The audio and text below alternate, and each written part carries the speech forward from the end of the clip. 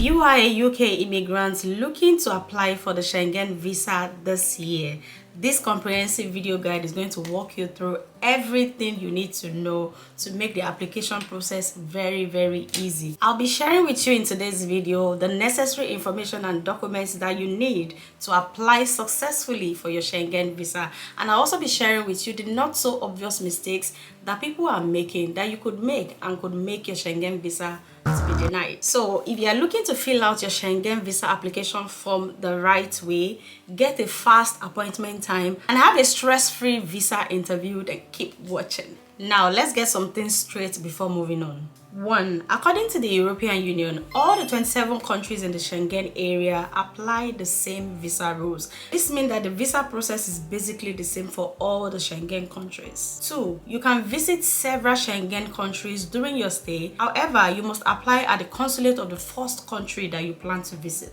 3. You must submit your visa application to the consulate at least 15 days before your intended journey and no more than 6 months beforehand. Now, with all this in mind, you need to decide which of these 27 countries you want to visit in order to help you to properly plan for your visit. For me, the decision was based on many factors, including the convenience of flight from the city that I'm currently in, the living expenses in the city I'm going, tourist attractions that are available, among others. So you may need to have a discussion with those whom you are traveling with so that you can compare costs and your preference for which of the countries you want to visit first. Once that is done, the next thing is to go online and get information about the particular Schengen visa that you need. VFS Global is a visa and passport administration outsourcing company for government and diplomatic missions, and currently they are responsible for most of the Schengen visa application. The information for a smooth process is simplified there. So right now I'll jump on my computer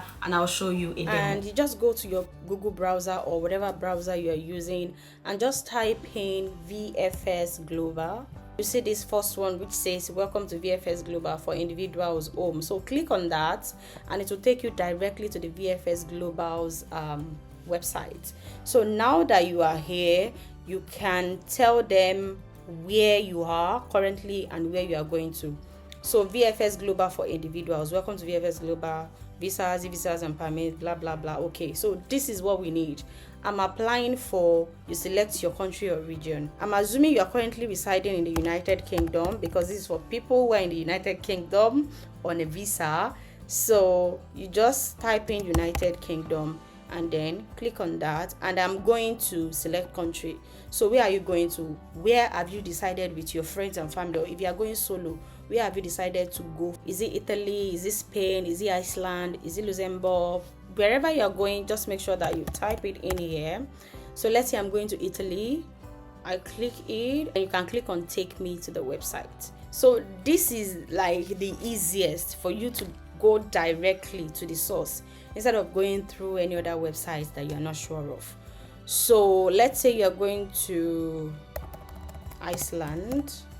You click on that, you can go directly to the website. So I'll just stick with Italy, take me to the website. So right now we are on the Italy interface of the VFS Global website, as you can see. So home, apply for a visa, book an appointment, attend the center, premium service track application. So that's basically the process for it. Now this is where you get all the information that you need. So now you want to apply for a visa. That's the first thing you need to do, of course. So you click on start now. When you click on start now, you get a step-by-step guide of everything that you need. Now you need to identify your visa type. So let's click on view more. And now they are saying the first step is to determine which visa type you need. Like everything you need to know basically is on here. If you're on a visa in the UK, say work visa, dependent visa, student visa, definitely you need a Schengen visa to go to the Schengen countries, except you're a British citizen. Even if you already have your ILR, you still need a Schengen visa to go to the Schengen area. So you can click on that if you want to know more and just select your visa types. Please select visa type, tourist, visitor, family, friends, business, national family member. So right now I am guessing that you don't have a family or a friend that you want to visit in Schengen area, and you are not going there on business. You are going there on tourism, to sightsee.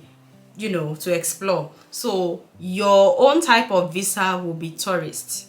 So if any other one applies to you, feel free to pick whichever one applies to you. So I'm going to go ahead with tourist, and here you see everything that you need to know about it. So this is the overview, explaining what the Schengen visa is for you, your eligibility, your UK travel documents, and all that. From here you can book an appointment. So you can click on book appointments, and then you can just come back to that later. Here they tell you what the visa fee is. These are the documents that are required of you. Basically, you need to fill an application form. So you can click here to get to the application form, and here's your application checklist. So they have made things so easy for you to get an application checklist for your Schengen visa. You can just print this out to help you with monitoring the things that you have and the things that you need to get. So you need a valid passport, of course, or travel document. You need a valid UK BRP. You need a passport photograph.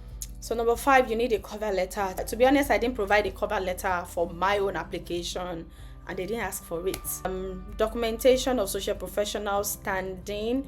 So if you're a student, you need a recent official and signed letter from your school, college, or university in the United Kingdom stating the date of issue, name, the type of studies, your number of lessons hours per week, and attendance record. But if you are employed, which in my case that was it, I provided a recent letter within a month of my interview and biometrics. So I provided a letter from my employer. So basically it's like a reference letter, which must include the company's registration number, employment start date, your job title, your annual salary, and the vacation period. And then you must also include your last 3 pay slips, originals and photocopies. See, anywhere they put original and photocopy, please make sure that you make photocopies, at least one. They just need one photocopy. Your passport, the data page, you need to make a photocopy. Your BRP, the front and back, you need to make a photocopy. Your last 3 pay slips, you need to make photocopies of them also. This will save you so much stress when you are going for your interview and biometrics. Of course, it will save you some money also, because it will definitely be more expensive there than if you did it in your own house or somewhere around you. As you can see, the documents that you need will differ from person to person depending on the state of your employment, whether you're a student, you are employed, unemployed, retired, or things like that. But I'll use myself as an example. As an employee in the United Kingdom, these are the things that I provided. So I provided a letter from my employer, like I said earlier. I provided my last 3 pay slips. I provided 3 months worth of bank statements. I provided my passport, my BRP. And the other things that I provided, which are common to everybody, include my return flight ticket, proof of Airbnb accommodation that I have booked, travel insurance to cover the period of the time that you're going to be there, and I provided my most recent 3 months bank statement. And for all these documents, try and have a photocopy of each. That was what I did. Although they didn't need everything, they didn't ask me for everything. They basically need the photocopies for your passport and your BRP. But if you can have an extra copy of all these documents, it's better. Just take them along. So let's go back to the main page of the visa application. You might want to read, if this is your first time of applying for a Schengen visa, you might want to read everything in between the lines so that you understand the whole process. Now, for you to begin your application, you need to fill the visa application form.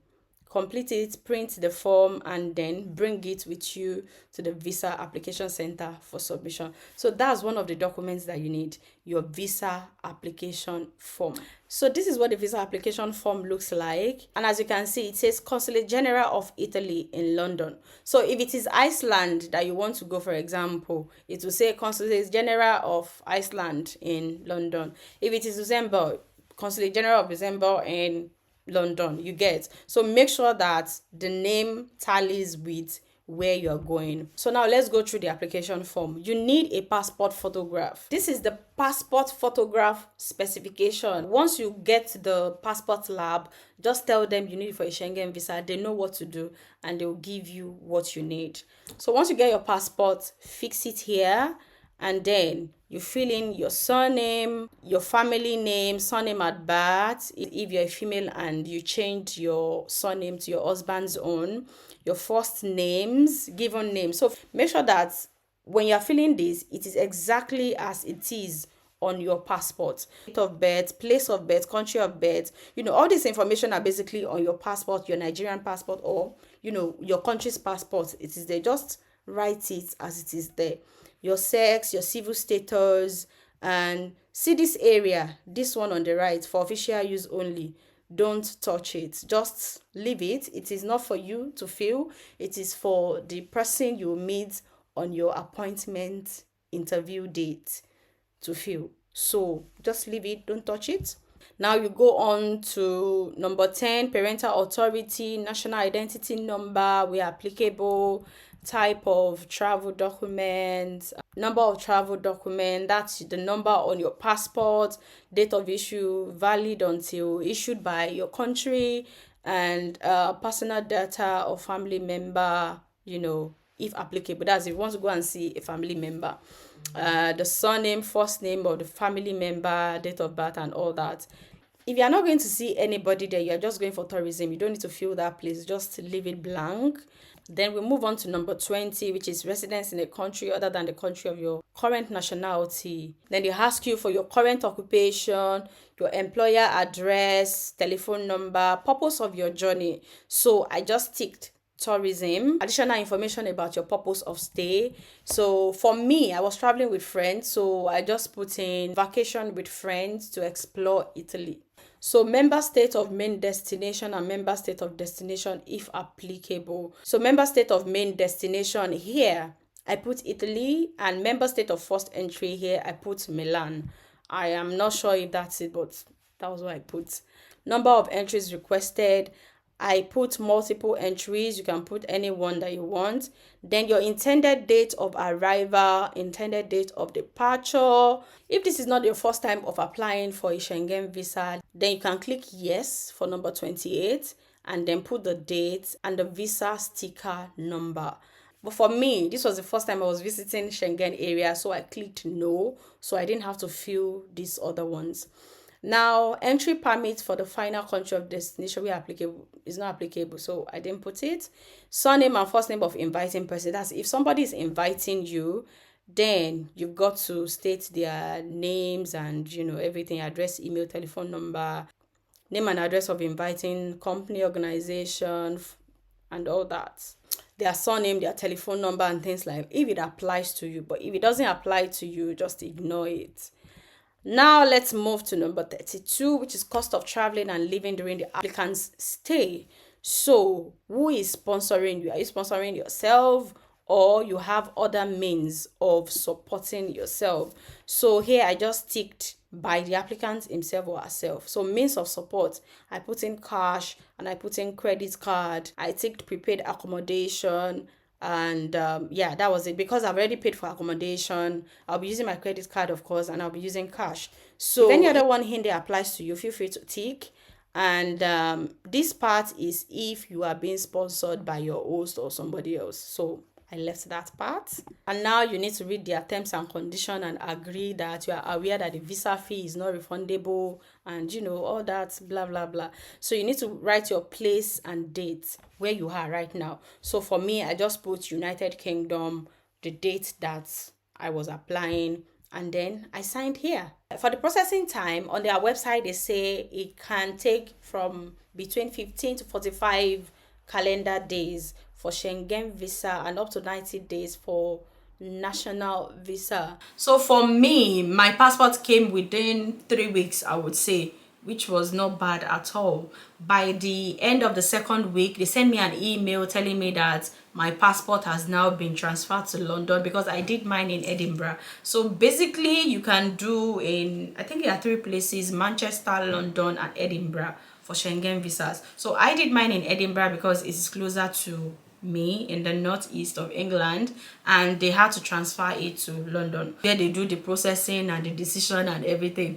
A week after I got to London, they sent me a mail again telling me that I should be expecting my visa, because I clicked that it should be couriered to me. So the next day I got my visa, and yeah. So feel free to pause the video, rewind it, fast forward it, take a screen grab so that you can easily go back to it whenever you need it. Back to our main page. Now you need to book an appointment. Click on book now and it will bring you to this page where you can sign in. But because this is your first time, you need to create an account. So create an account with your email, password, accept the privacy policy, and then you are almost done creating your account. Go to your email, click on activate account with the email that they have sent to you, and now you can sign in with your email and password. Next, you need to create your own booking. So now you need to put in the appointment details. You need to choose from Edinburgh, London, or Manchester, or whichever visa centers is available for the country you are going to. Fill in everything as appropriate and they will show you the appointments available. But as you can see, they are sorry, there are no appointments available. So I had to resort to using an external visa appointment website, which I'm going to be talking about very soon. So basically, this appointment website will send me an email to tell me that there are appointments available now, so I can go on and book appointments. So I just follow the link and then I sign in, put in my details, and I filled in the appointment details also, and now I am able to see the earliest available appointment and then continue. Now, once you continue, they will ask for your details, your name, last name, gender, date of birth, country, all those details. Once you fill it, you are able to also add another applicant, and they tell you the visa appointment fee. Once you are done with all that, now you'll be able to pick an appointment date from the pools of appointment dates that's available, and then you go on with picking your preferred time. Now click on continue and then you can go ahead. Now there are other services that you can add to this. I did not add any service, but whether or not you had it here or at the visa center, I don't think there's any difference with the price. So review your application and then you can submit. Something I want to quickly say is that make sure that you pick an appointment time that is fit for you, because if you get there late, you will likely be delayed. So after you are done with all that, the next thing to continue and pay for the appointment. Receive an email confirming this and they will send you your receipt as an attachment. Honestly, I will advise that you don't wait till you have all your documents together before you book an appointment, because getting an appointment is a tug of war. I kept refreshing and checking to always tell me there's no appointment, there's no appointment, there's no appointment. And you know what? I had to subscribe to this website that tells you when there's an appointment available, especially for the Schengen area. So you tell them what country you are going to. If it's Italy, for example, they'll subscribe you for alerts for appointment dates for Italy in Edinburgh or London, depending on where you want to do your biometrics. So once I subscribed to that website, I was able to receive different emails about available appointment dates, and then you sign in and you see a lot of appointment dates available, and it kept me wondering, is this their way of making another money from people who want to go to the Schengen area? Because by the time you use that website, you see a lot of appointment dates available. However, if you are not subscribed to that website, hardly will you see an appointment date. So after you booked your appointment, now it's time to start getting all your documents together. Make sure that you have them all together before your appointment date. And then on your appointment date, of course, you go for the appointment to do your biometrics and all that. And after a few weeks, they will let you know what their decision is. I've put some links in the description box below which will be helpful for you with this Schengen visa application. So feel free to check them out, and if you have any question, let me know in the comment section. Please don't leave this video without liking this video. Click on the like button, please. Leave me a comment below if you found this video helpful. Share this video with your friend. And if you want to see more videos like this, make sure that you subscribe and click on the bell button. Thank you so much, guys, and I'll see you in these other videos showing on your screen.